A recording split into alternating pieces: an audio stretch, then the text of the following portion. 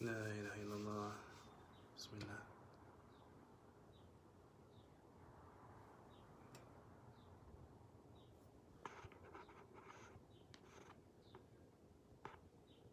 لا إله إلا الله. اللهم صل وسلم على سيدنا محمد وآله وصحبه وسلم تسليما. اللهم صل وسلم على سيدنا محمد وآله وصحبه وسلم تسليما. اللهم صل وسلم على سيدنا محمد وآله وصحبه وسلم تسليما. لا إله إلا الله. استغفر الله استغفر الله. اللهم أنت السلام ومنك السلام إليك يعود السلام. فحين ربنا بالسلام خلنا دارك دار السلام تبارك وتعالى يا أنت الجلال والإكرام. اللهم آتنا في الدنيا حسنة وفي الآخرة حسنة وقنا عذاب النار. ورب اغفر وارحم وأنت خير الراحمين. فسبحان الله حين تمسون وحين تصبحون وله الحمد في السماوات والأرض وعشي وحين تظهرون. يخرج حي من الميت ويخرج الميت من الحي ويحيي الأرض بعد موتها وكذلك تخرجون. لا إله إلا أنت سبحانك إن كنا من الظالمين. لا إله إلا الله. لا إله إلا الله. الكلمة لا إله إلا الله يعني هي كلمة التي تحيي القلوب. It's a phrase that revives the hearts.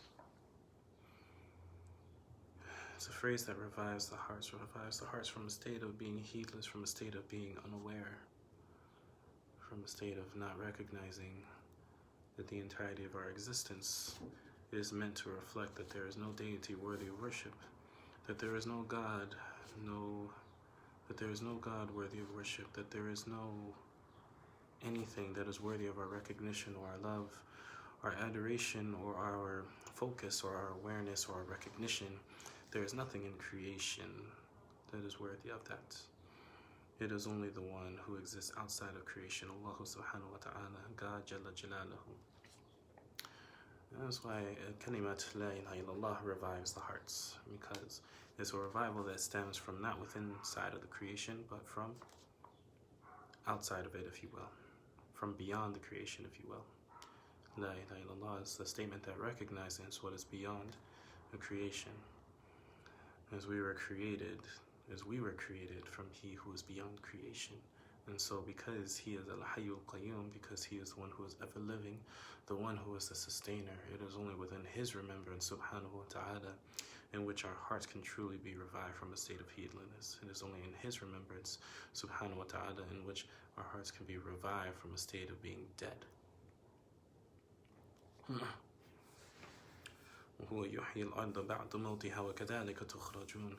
He is the one who gives life to the earth, and such as that you all will be resurrected, such as that you all will be returned to Him, subhanahu wa ta'ala. Bismillahir Rahmanir Rahim. Alhamdulillahi Rabbil Alameen. حمدا يوافي نعمه ويكافي مزيدا وصلى الله على سيدنا محمد وآله وصحبه وسلم تسليما.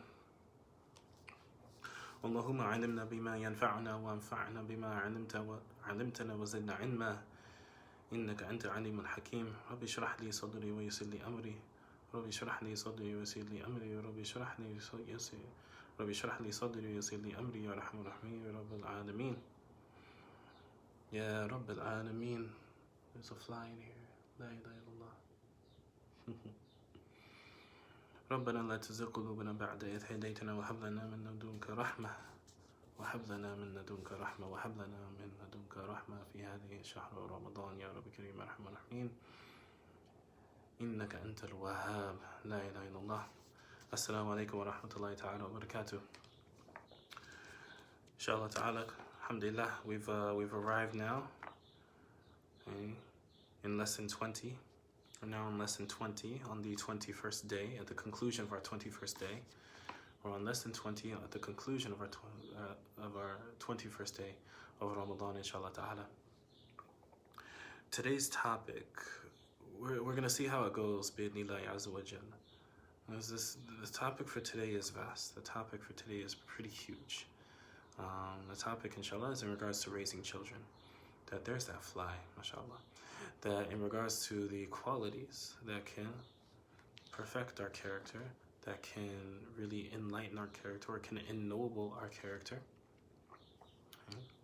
something that we can don to beautify ourselves with for the sake of Allah Azza wa Jal, is in regards to how we raise children. And I'm going to extend this concept of just raising children, not just to one's own physical children, because not everybody has children. Not everybody has children, or not everybody can have children, even if they wanted children. That fly, please excuse me if I keep looking up, because those noises from flies can get really annoying. Subhanallah. La ilaha illallah. MashaAllah. We could never, as Allah subhanahu wa ta'ala mentions in the Quran, that if the entirety of humanity gathered together, they couldn't even create a fly. Subhanallah. Subhanahu wa ta'ala. La ilaha illallah. Anyways, so it's a very large topic. So I'm going to extend the discussion a little bit, at least the scope of the discussion today, or the reflection today, to include our young ones in general. Yani those are not at the stage of being a taklif. Those are not at the stage of holding a religious responsibility for their actions yet. So those that are pre-puberty or before 14, 15, or 13 years old, around those ages, right? And so we're going to extend the discussion out just to a young one. So if you have young brothers, young sisters, if you have nephews, nieces, or children, or if you just have young ones that are in the community, say if you don't even have family that this would apply to, but there's young people in the community that you're involved with, inshallah ta'ala. Inshallah, our reflection today is in regards with that scope of individuals, bi'idhnillahi azza wa jal. And there was a really,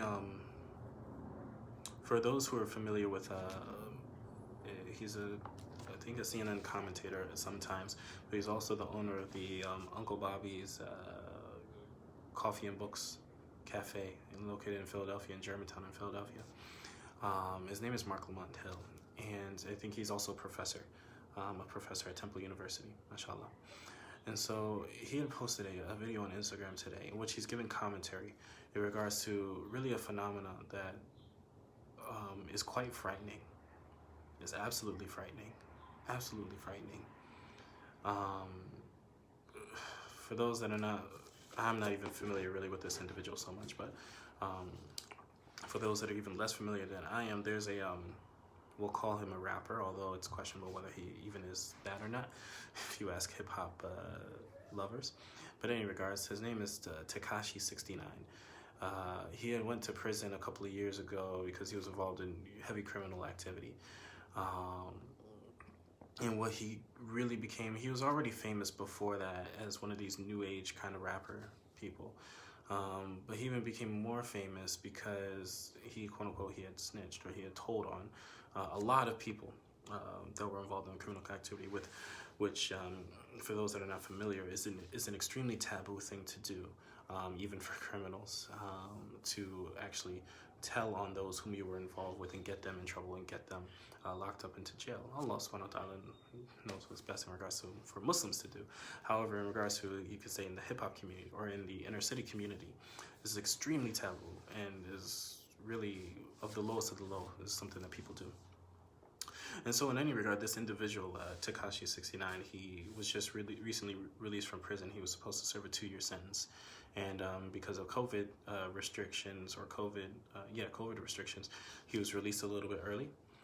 And so he had announced that he was going to be going on Instagram. And this is what's really so frightening. It's really frightening. It's why it relates to us, this topic of raising children. Just a lot of our children are familiar with folks like this, or engage with folks like this, especially on the platform of Instagram. And so he broke like an Instagram record in terms of the amount of live followers that he had. Remember, this is an individual that was engaged in extremely criminal activity in the hip-hop and inner city community. He engaged in snitching, was extremely taboo, and is really a capital sin within the community. And yet this individual, who also has been documented, and Allah subhanahu wa ta'ala knows best his condition, but it's documented that he was convicted of sexual assaults of a minor young girl, along with another group of individuals as well. And so, these things that are absolutely known, that are not up for debate about him, in addition to his music being extremely distasteful and being known for being extremely disgusting in regards to women and putting women down, and really using abusive language towards them. So it's not only reflected in the behavior, but it's reflected in the lyrics. And so this individual had 2 million live viewers. 2 million live viewers, live, at the time that he was, live viewers on Instagram.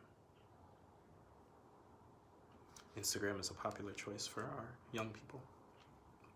I mean, they don't really go on Facebook much. 2 million live viewers on Instagram. Like broke records. What does this say about our society right now? Somebody who is known, convicted, and known, documented to have sexually abused and sexually assaulted minor girls, whose lyrics reflect abuse and dismissiveness and a complete disregard and just of the foulest of lyrics. Please don't look them up or listen to them at all. Please don't. Of especially women, of young women, right? And was involved in a criminal organization, been to prison, and not only that, was also engaged in the most and also engaged in the most taboo behavior that one could ever commit, really, that one could ever commit in an inner city or hip hop community, right? And then that's more so for that. But just to kind of put it in perspective, like even for people who could be sympathetic to his situation, even still then, nobody likes a tattletale. Even though in any community, anywhere, any people don't like tattletales, right? So we have 2 million live viewers on Instagram. Live viewers. What does this say about the society? And what does this say about the environment in which we're raising our young ones, those in our community, our own physical children, nieces and nephews, brothers and sisters? What does this say about the environment that individuals such as that they become even more famous? We live in times that you become even more famous with the more criminal, illicitly sexual, or what have you behavior that stuff increases, you become more famous in our society. 2 million live viewers, that's a testament to that. What does it say about our condition in the United States specifically, but also just in Western society in general, and what we're raising our children within? Islamic schools or not. It could be in Islamic schools, Instagram doesn't exist. It's not cut off to those that don't go to Islamic school. This is something serious. Don't look him up. Don't. I mean, if you do, khalas, but don't look the individual up. But it really speaks to what we're getting ourselves into. In regards to how we're trying to inculcate a sense of Islam within the United States.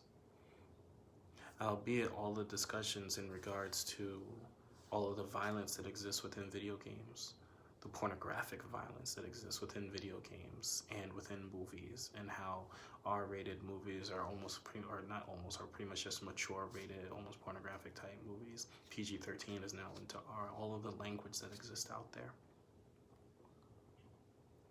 Everything that we see on billboards, the lack of, it's not even just saying a lack of modesty, the complete negligence of any kind of decency in regards to human dress and behavior, that actually if one wants to truly be themselves and truly be me, they'll actually go to further lengths to disrobe. They'll go to further lengths to show more of the flesh. They'll go to further lengths to have behavior that is, for lack of better terms, that is raunchy, as a testament to this is the authentic me, as if our authentic selves are this descent to the lowest, asfala safilin, to the lowest of the low. ثُمَّ رَدَدْنَاهُ أَسْفَلَ سَافِلِينَ. Then we abase them, we return them to being the lowest of the low. And this is the human being who's been created in the best of molds, as Allah subhanahu wa ta'ala says in Surah Al-Tin. That we debase ourselves to being amongst the lowest of the low. Let alone the gender confusion, sexual orientation confusion. The list goes on in regards to what our society is consumed with at time in its present debate. And so when we speak about this concept of raising children, or in the scope that we want to include in this discussion, just our young ones in our communities in general, needless to say, it's from the utmost importance for us to really take heed into how that's taking place. And how is Islam, how faith, how the love of God is taking root in the hearts of those that are small. Because right now we live in a godless society. That is without question. That is without question. It is actually something that is. In regards to the society, they praise it. That God is removed from government. God is removed from politics. God is removed from education. God is removed. You can never remove God. We only turn our own blinders on. But yet, we're immersed in this. And even more so than maybe it ever has been before in the history of Islam. And that's really not an understatement. And I don't use those words lightly. Really don't use those words lightly at all. It's important for us to really stress the upbringing of our young ones in these times. And it's actually how Sayyid Habib Umar, how he starts off in this book, he mentions that the sacred law of Islam stresses that Muslims must concern themselves with the proper upbringing of their children. Right? This is amongst the greatest of concerns for the Muslims. And it's not just about building a physical structure of an Islamic school. That's not it.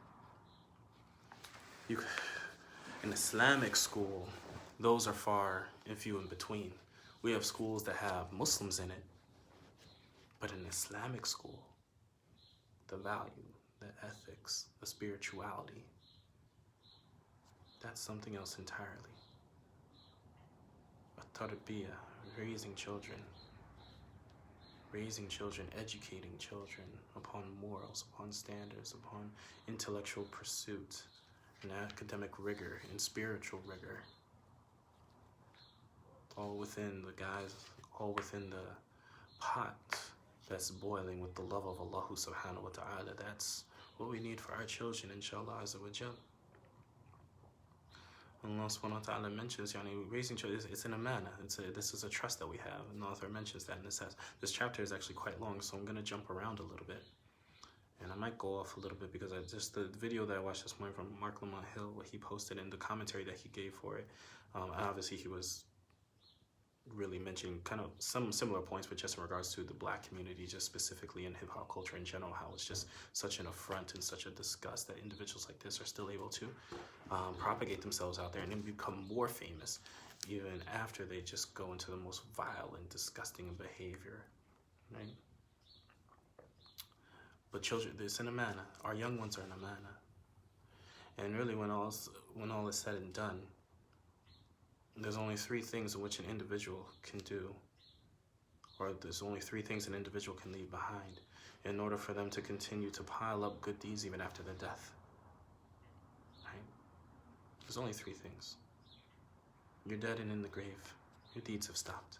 But there's only three things that can make us still acquire good deeds, still have a chance to give us a sense of salvation that can continue on in our hasanah and hopefully remove some of the adab, and we seek Allah subhanahu wa ta'ala's refuge from any adab, from any punishment in the grave. But that can hopefully remove that. One of those three is the dua of a righteous child for his parent, his or her parent. And yani will extend it to just the dua of a righteous child that maybe you're in a parenting position over, right? Or you took part in their parenting. Inshallah azza wa jal.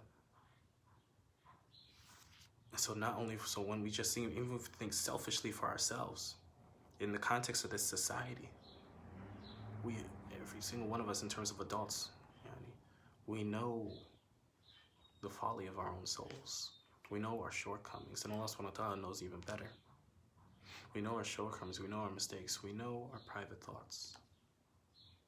We know what occurs in our hearts that we would never dare utter to anybody else, not even our closest relatives, or our closest family members.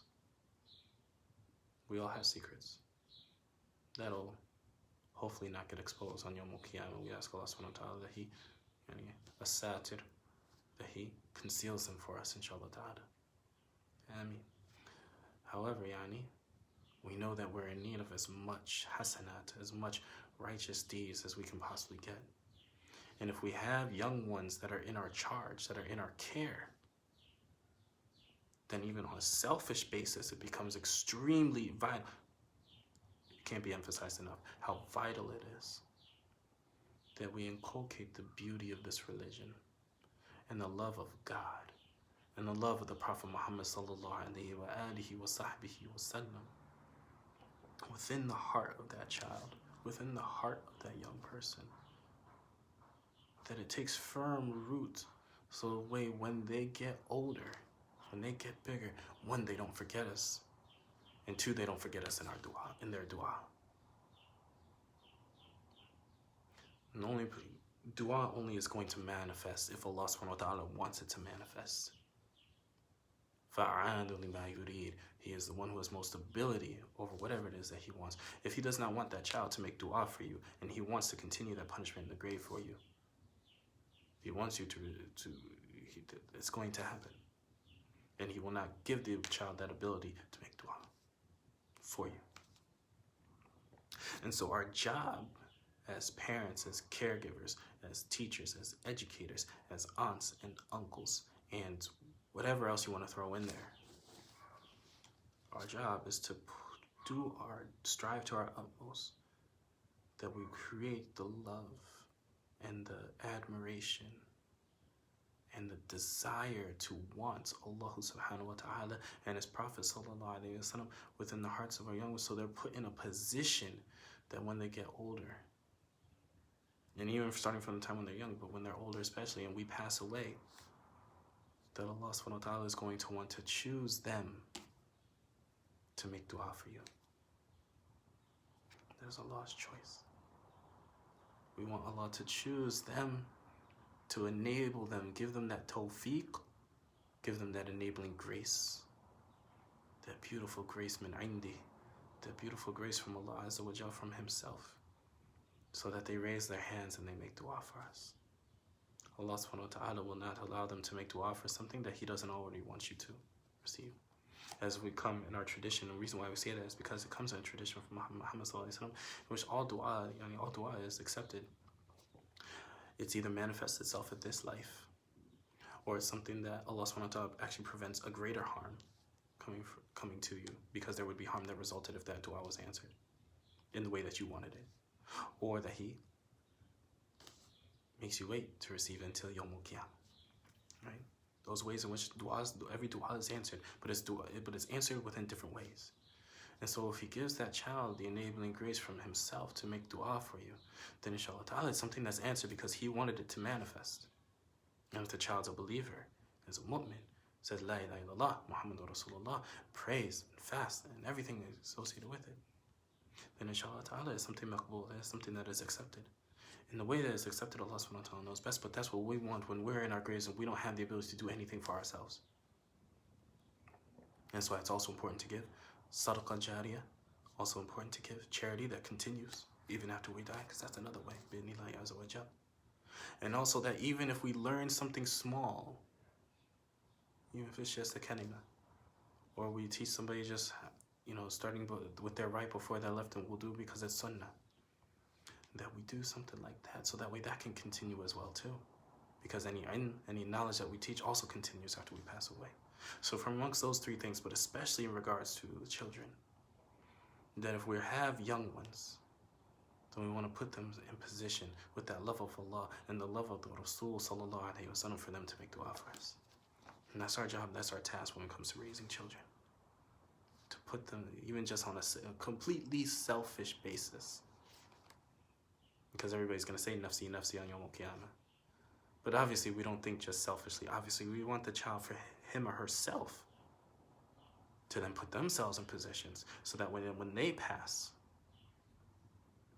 whatever young ones that were in their charge, they'll also be making dua for them. And so on and so forth as the generations proceed. And Prophet Muhammad sallallahu alaihi wasallam, he advised his ummah sallallahu alaihi wasallam, skipping a little bit ahead. Right? What does he say? The hadith. That the Prophet Muhammad ﷺ advised, and he was speaking, this is contextual. He was advising, this is contextual, so the hadith is in a context. He was advising some of the Sahaba to marry a woman who will bear many children, and one who will be a loving wife, because your number will be a source of pride for me in front of the other nations on the day of judgment. This is a hadith from the Prophet ﷺ. Now, obviously, this hadith comes within a context, right? Not every single woman is able to bear children. Does that mean that we shouldn't marry them? No. Not every single man doesn't have the ability to foster children himself, even if the woman is fertile. Does that mean that man doesn't get married? No. We just look at the example of our Sayyidina Muhammad sallallahu alaihi wasallam. How many children did he had? 11 wives in total in his life, and other possessions of the right hand, right? He had others. And so, how many children did he sallallahu alaihi wasallam have outside of Sayyidah Khadija radiallahu anha? Just Sayyidina Ibrahim alayhi salam. And that came from Maria Qibtiyya, who was a possession of the right hand. Right? It wasn't even a wife of his. And so, we look at the example of the Prophet Muhammad sallallahu alaihi wasallam to put what his words are in context. So this is a general context, a general nasiha that individuals can take, but it doesn't exclude, nor does it discourage individuals from marrying other individuals who may not be fertile or may not be able to produce children or what have you, whether from amongst the men or the women. So let's just put that out there. But he sallallahu alaihi wasallam advised as such, and it'll be a source of pride for him. Meaning what? If we create the conditions, we implant the love of Allah, we implant the love of the Rasul sallallahu alaihi wasallam within the hearts of our young ones, and they in turn do that with their young ones that are in their charge, and they in turn, and they in turn, and they in turn. These are generations. And these generations, for the sake of the pride of Rasul sallallahu alayhi wasallam, and when we say for the sake of the pride of Rasul sallallahu alayhi wasallam, it's really for the sake of the pleasure of Allah azza wa jal.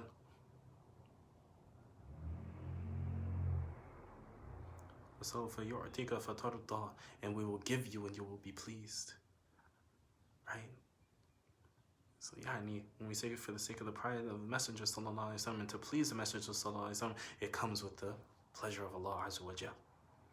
And so when we put ourselves in positions to have future generations of children, making dua, being righteous, saying La ilaha illallah, Muhammadur Rasulullah sallallahu alaihi wasallam, doing their best to follow the deen, doing their best by the tawfiq of Allah azza wa jal to fall within the injunctions of the religion, turning to Allah, seeking His forgiveness, Jalla Jalaluhu. These are all sources of pride of the Sayyidina Muhammad sallallahu alaihi wasallam on Yawmul Qiyamah. And Sayyidina Habib Umar Ta'ala mentions that the starting point in raising children is to have a good intention concerning them, a wish for them to become close to Allah, to be among those who uphold His religion, to be amongst His righteous servants. And so when we are engaged, whether it's children that we're having on our own, or we have other children that are in our charge, that are in our care, in the community, in nieces and nephews, or what have you, that we need to have our intentions in regards to interacting with them.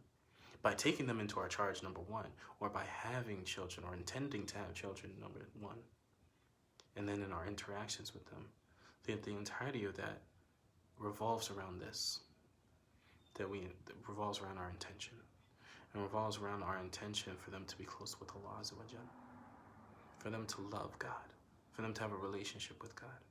And that's the entirety of the purpose of us having children, lest it be so that if we don't do that, if we don't have that as our intention, then we can fall within the reprehensible nature, the reprehensible quality in the Quran that's described as those who have their children and their wealth that distract them away from the remembrance of Allah.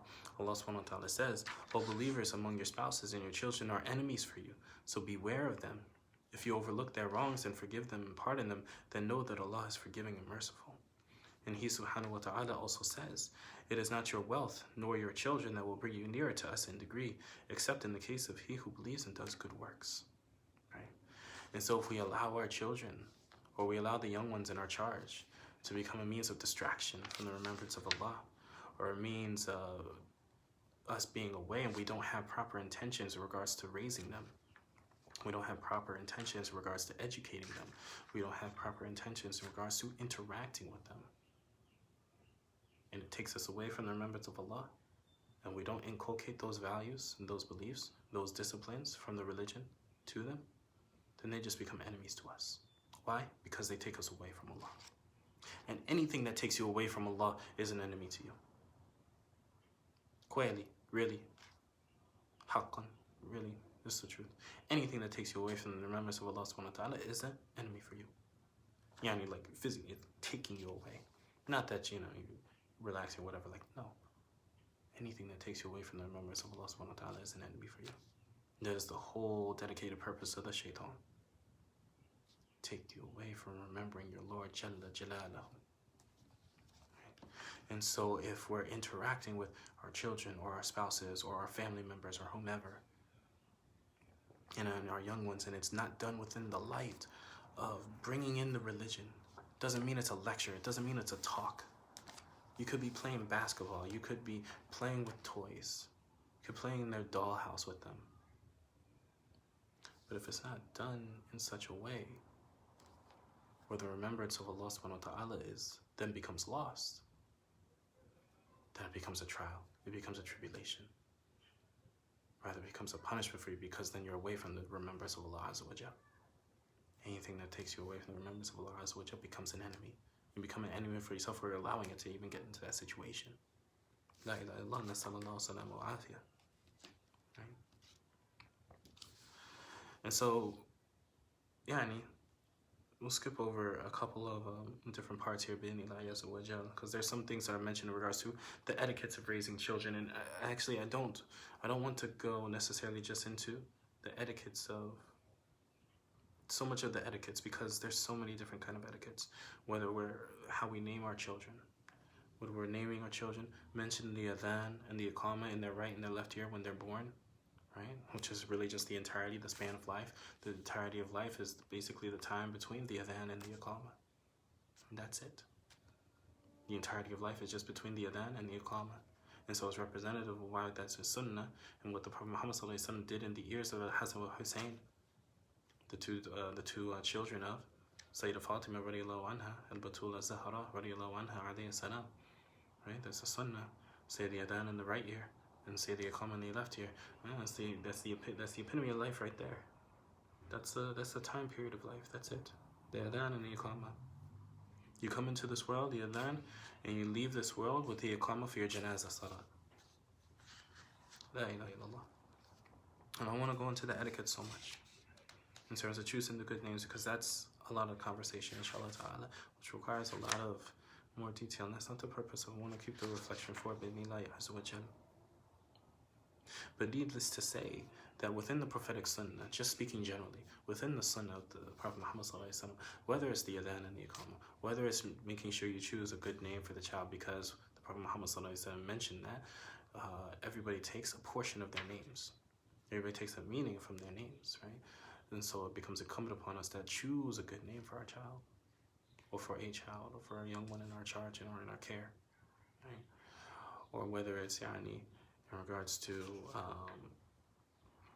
some of the other things that he sallallahu alaihi wasallam mentioned in regards to choosing a good spouse, or mentioning that all of the good qualities that you want in your child even happens before conception. Whether the kind of spouse that you choose, plays a major factor into how that child is raised, can be understood, right? So all of these things can factor in whether the child eats lawful food, halal food, completely, purely halal food, or they breastfeed, if they're breastfeeding, or even if they're drinking formula, but it's done with Bismillah, within the remembrance of Allah. All of these are from the etiquettes, inshallah ta'ala, of how we're supposed to raise our children. Not just supposed to, how we need to, in order to do our utmost within the confines of this religion to protect them away from all of the evil influences that exist in our society and from the shayateen. Making the du'as for protection for a child. Teaching them du'as, teaching them adhkar. All of these things factor in. All of these things, bi'idhnillahi azza wa jal. And then, of course, importantly, teaching them how to pray, etc. like that. Teaching them how to pray at the age of 7, to the Prophet Muhammad ﷺ mentioned to command the children to pray at age 7, and even if you have to hit them for it at the age of 10, that they do so. And obviously that context of hitting children, that has a very specific context. And it's a very specific discussion, inshallah ta'ala. It doesn't obviously come within the light of leaving any kind of injury or causing any kind of harm or any kind of bruises or marks or anything such as that, which is really just tantamount to having a pen and just tapping them, tapping them with the pen. That's in regards to the legal discussion. But we know that the Prophet Muhammad ﷺ, that he never ever Never ever hit a child cut, ever, period. Right? And so there's a lot of etiquettes, and really it's something that we need to be implored to look within the prophetic sunnah of Sayyidina Muhammad sallallahu alaihi wasallam, in order to understand a lot of the etiquettes that we can have with raising the children. There's some that are mentioned here, but I don't want to get into too many details because that'll take up too much time. La ilaha illallah. But what I want to end with, what I want to end with is really, it's more relevant to children in our age now, or in our age, like how we're living in our society right now, and what they look towards from adults. Because more increasingly in our society has more moved from a natural respect for elders that would exist and would be inculcated for children of young, and really it's now transformed itself into respect must be earned from the adult towards the child. That the adult has to earn the trust and the respect from the child. That's just the reality. We're not saying that that's what you should do, but that's the reality. Children will be naturally suspicious or naturally not trusting in parents, or of older individuals, or of elders, or what have you. That's the reality. There's not that natural disposition to just respect, adhere to, listen to, because of experience, what have you. No. Generations now, they want to make things on their own. Cartoons now are really propagate that defiance of authority and what have you. We all know the cartoons. Cartoons do this. Society tells us this. It gets these ideas of, in terms of, yes, the child should have a sense of independence and autonomy, but at the exclusion of the experience and the wisdom and the guidance of parents or of elders in the community. That's something that's new right now. And so all of these things is what we're faced with. And I want to end with just this idea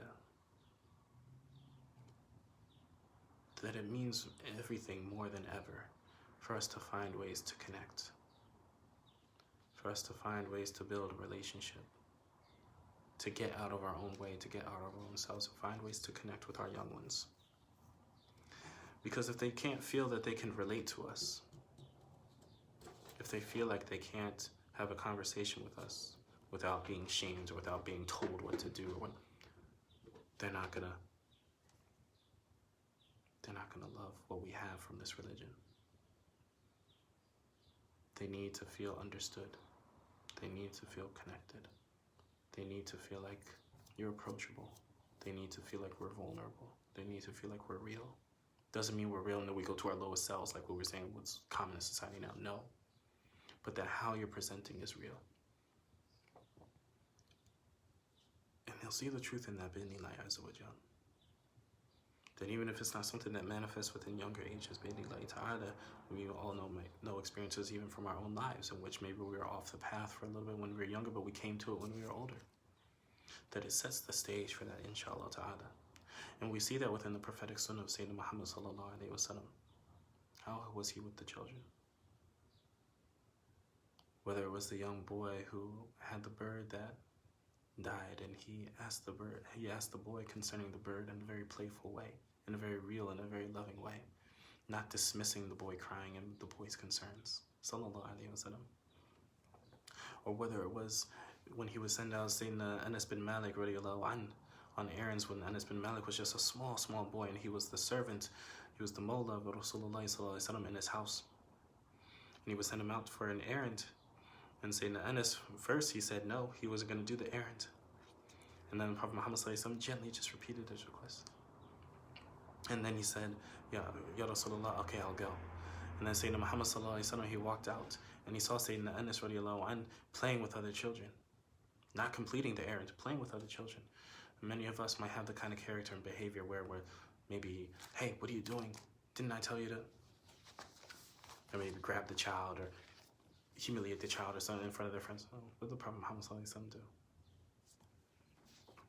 Just gently came to him and just tugged at his hair just a little bit and said, oh, Anas, haven't you gone yet? In such a loving, gentle way. And Sayyidina Anas radiallahu anhu, I said, oh yes, I'm sorry, I'm going, Ya Rasulullah. Gentleness and kindness, relation with the young ones.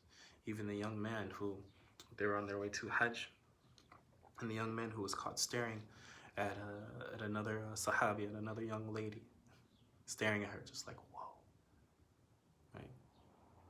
The Prophet Muhammad sallallahu alaihi wasallam, when he saw him, they say, Astaghfirullah, lower your gaze, or whatever. No. Did he berate him? Did he abuse? No. He sallallahu alaihi wasallam was just, hey, turn your head. Right? Simple, relatable type of actions and things. Not having to come over the children, not having to assume our authority. Really, that's not assuming our authority. Letting the authority naturally take place. A child will naturally see authority in an elder, but we still have to come to their level still first. It's not, our authority can't speak for itself anymore. We have to let it come naturally through the context of our relation to the child. We can't relate through the authority. We have to relate first, and then the authority will manifest once the trust is there, because the trust won't inherently be there. And so as we're, inshallah ta'ala, bi'idhnillahi ta'ala, whatever is sounding correct is from Allah Azza wa Jalla, whatever is within error is from the folly of my own self. But, you know, inshallah ta'ala, is something that we can really pay attention to, really take heed of, inshallah ta'ala, as it relates to our young ones in our communities. We ask Allah subhanahu wa ta'ala, the author ends with a dua in saying that, may Allah bring us close to Him, bless our children, and help us to give them the best upbringing, for truly He is the most generous and most merciful. May the blessings and peace of Allah be upon our Master Muhammad, upon his family and companions. All praise be to Allah, Lord of the worlds. We ask Allah subhanahu wa ta'ala that He grants within our respective communities righteous children and young adults and young individuals who uphold the banner of Islam in this country. We ask Allah Azza wa Jal that He upholds within our communities a sense of inter-community and interconnectedness between communities, especially amongst our young ones, so that they might not only just hold the banner of Islam within their own respective communities, but also between communities, holding on together. وَاعْتَصِمُوا بِحَبْلِ اللَّهِ, that all together they join us and they join each other in holding on to the rope of Allah Azza wa Jal, to holding on to La ilaha illallah Muhammadur Rasulullah sallallahu alayhi wa sallam.